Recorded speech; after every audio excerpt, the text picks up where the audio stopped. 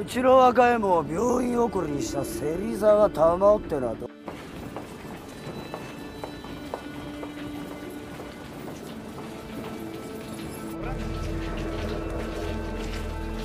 今いらねえんだよ。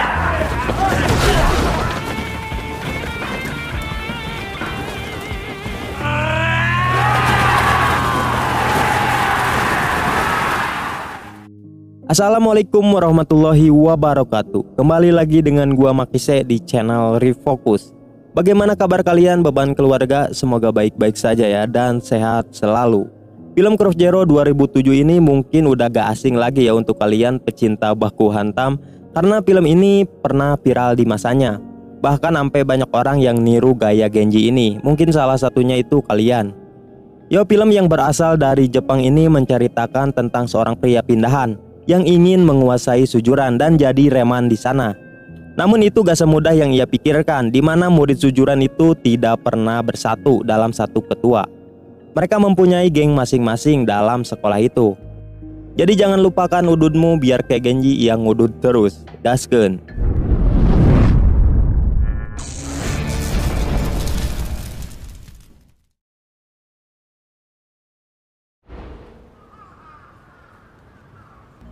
Film diawali dengan seorang pria bernama Takia Genji yang sedang berada di atap sekolah. Ia adalah seorang murid pindahan kelas 3 yang berniat untuk menguasai sekolah itu. Di sana ia mencoret nama penguasa sujuran yang bernama Tamao Serizawa dan mengganti dengan namanya sendiri. Sekolah sujuran adalah sekolah SMA khusus laki-laki di kota Towarushi, Jepang. Dan sekolah itu tempat para berandal berkumpul. Scene berganti saat guru di sana sedang berpidato di acara penerimaan siswa baru kelas 1. Tapi acara itu seketika berubah menjadi acara baku hantam karena para siswa yang saling menunjukkan skillnya, atau disebut dengan acara freshman war. Siapa yang lebih kuat akan berpengaruh di kelas 3-nya nanti. Dan terlihat siswa baru yang paling menonjol adalah trio Ebizuka, yaitu Kirishima Hiromi, Honjo, dan si pendiam Sugihara Makoto. Namun baku hantam itu seketika terhenti setelah ada sekelompok Yakuza datang ke sana yang mencari Serizawa Tamao, karena ia telah membuat salah satu anggotanya masuk rumah sakit. Tapi yang muncul di sana malah Takia Genji. Dengan santunya ia melewati Yakuza itu. Yakuza yang tidak terima langsung menyerangnya, namun Genji dengan mudah bisa menghajar mereka. Tidak lama setelah itu datang Serizawa membawa motor yang remblong karena ia tidak bisa mengendarai motor itu. Ia melihat Yakuza yang datang mencarinya itu sudah babak belur, dan disinilah awal Genji dan Serizawa bertemu. Tidak lama kemudian datang kepolisian yang mencari Tamao Serizawa karena sebelumnya Serizawa telah membuat masalah dan membuat komandan polisi itu celaka saat mengejarnya.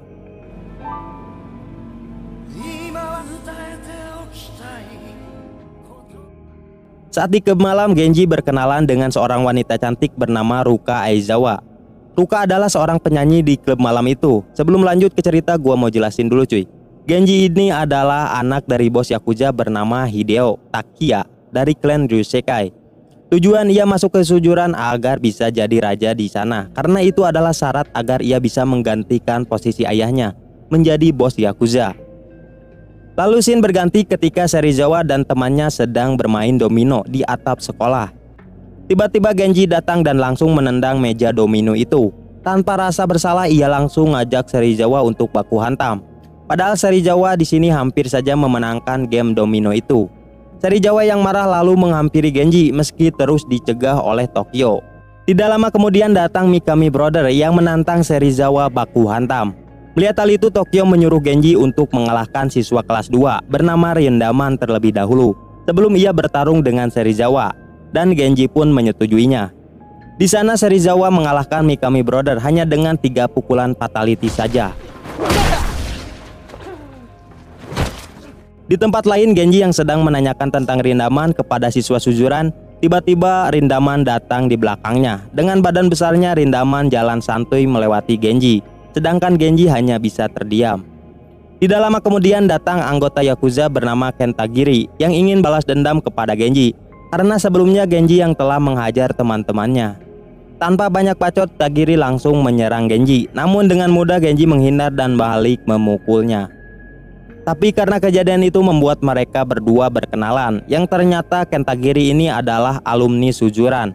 Dan ia mengetahui cara untuk menguasai sekolah itu. Karena dalam tradisi sekolah itu sebelum bertarung dengan Raja Sujuran, Genji harus memiliki anggota terlebih dahulu. Mendengar hal itu, Genji meminta Kentagiri untuk mengajarinya agar mudah menguasai Sujuran. Setelah itu ia mempraktekkan ilmu dari Tagiri dengan mendatangi pemimpin siswa kelas E bernama Tamura Chuta. Tanpa banyak bacot, Genji langsung menghajar Chuta hingga akhirnya Chuta menyerahkan kelasnya dan bergabung dengan Genji.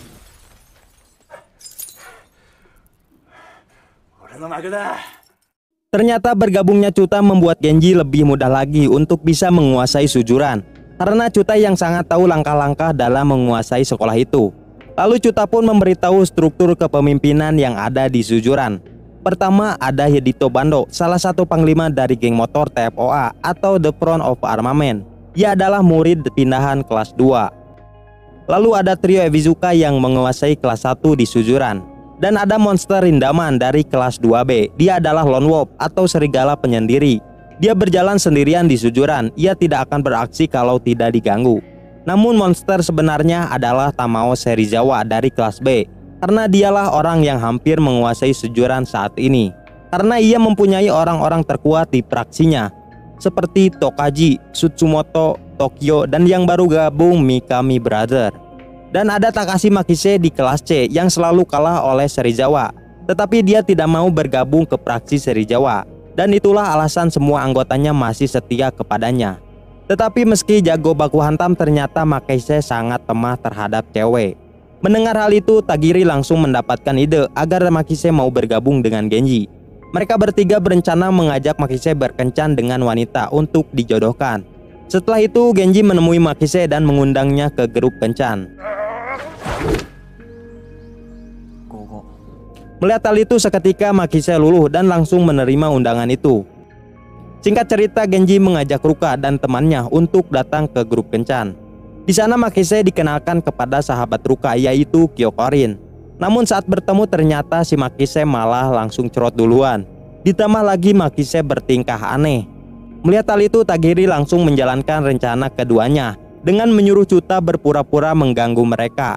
Namun itu langsung ketahuan karena Tagiri yang keceplosan menyebut nama Chuta saat ditusuk oleh Ruka, yang membuat kencan itu gagal total.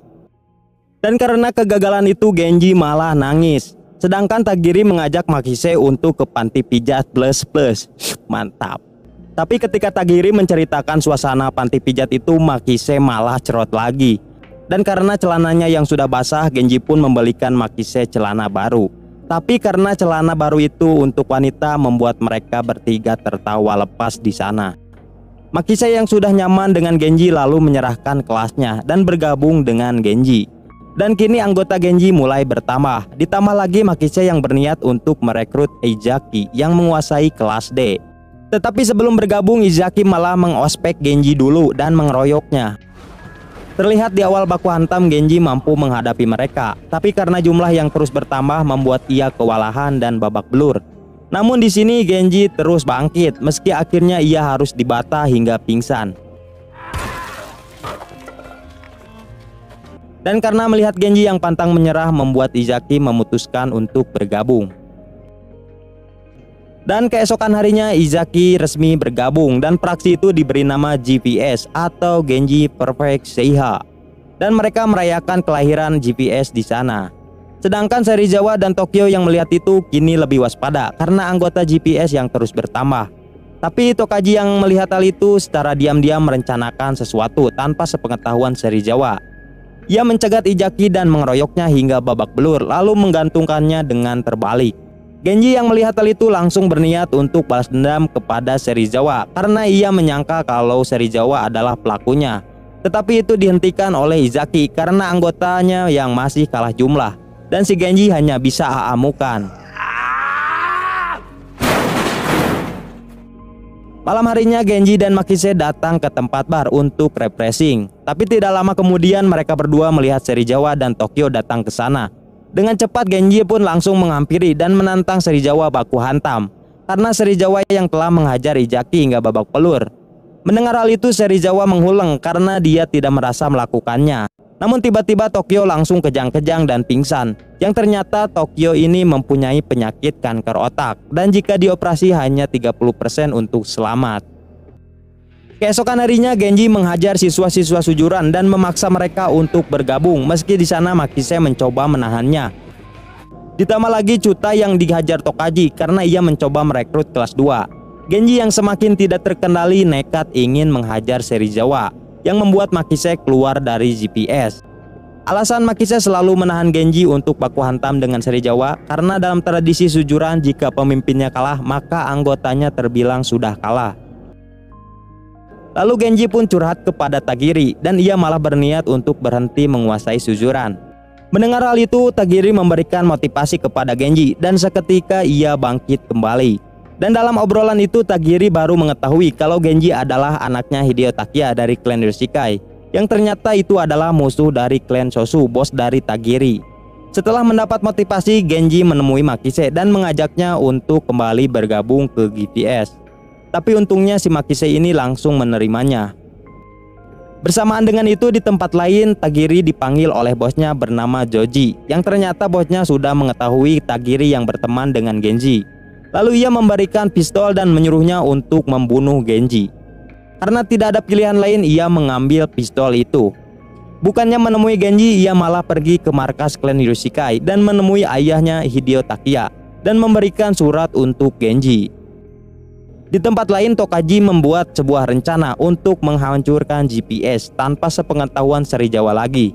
Ia menyuruh Bando untuk menculik Ruka dengan imbalan akan membantu Bando mengkudeta ketua TPOA. Yang ternyata Bando tidak menyukai ketuanya yang bernama Hideyumi karena ia seorang yang licik dan selalu merekrut anggota baru sesukanya hingga anak di bawah umur. Genji yang mengetahui Ruka diculik oleh orang yang bernama Bando dengan cepat GPS langsung datang ke markasnya TFOA dan langsung menghajar mereka.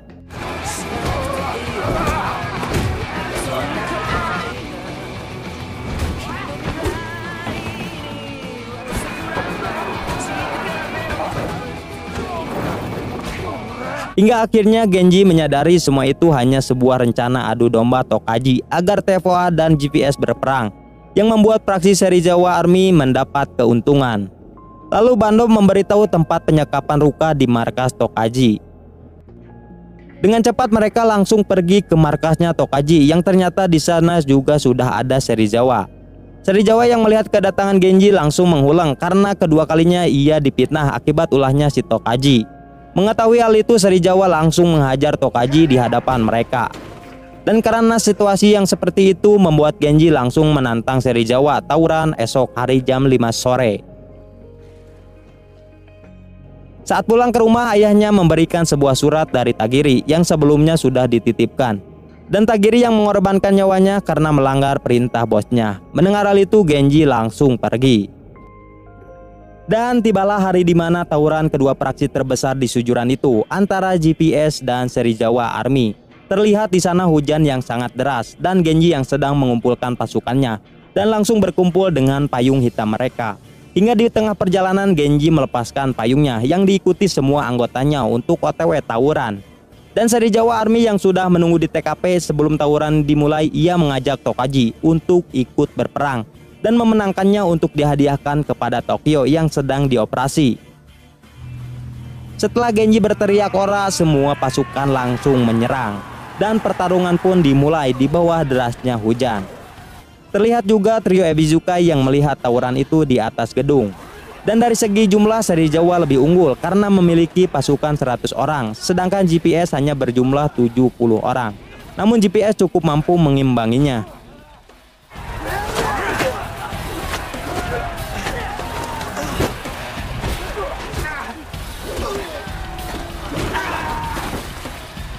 Terlihat peperangan itu cukup sengit hingga akhirnya di tengah peperangan itu tiba-tiba Bando datang ke sana dan membantu Genji.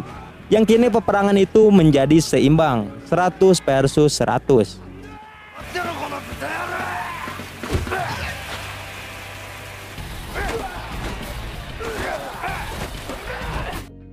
Singkat cerita semua orang di sana tumbang, yang kini tersisa hanya Genji dan Serizawa. Dan tibalah penentuan siapa yang pantas untuk menang dalam peperangan itu.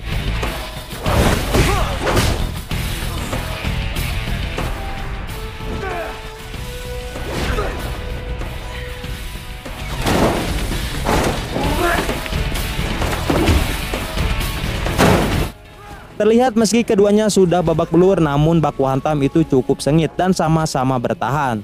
Hingga pada akhirnya Genji memberikan pukulan terakhirnya yang membuat Serizawa tumbang dan tidak bisa bangun lagi.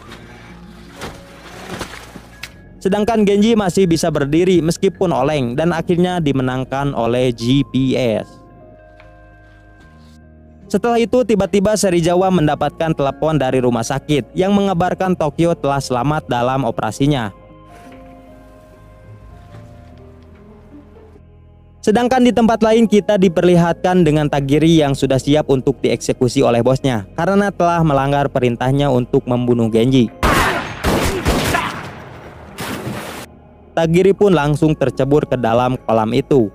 Hingga saat di bawah kolam, ia baru menyadari bahwa dirinya masih hidup dan dengan cepat ia langsung naik ke atas dengan tergesa-gesa. Dan ternyata jas yang diberikan bosnya itu adalah jas anti peluru. Mengetahui hal itu, ia berterima kasih kepada bosnya karena masih diberikan kesempatan. Namun ia harus menghilang dari kota itu dan berpura-pura mati. Sebelum film selesai, kita diperlihatkan dengan Genji yang akan baku hantam dengan Rindaman di kuil Gokoku. Yang dimana kita tahu kuil Gokoku adalah tempat baku hantam anak berandal Suzuran.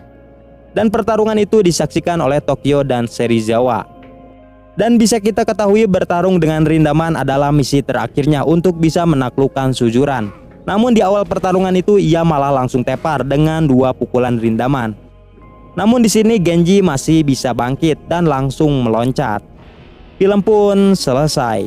Apakah Genji berhasil mengalahkan Rindaman dan bisa menaklukkan Suzuran? Oke, jika rame kita lanjutkan ke Cross Zero 2. Share.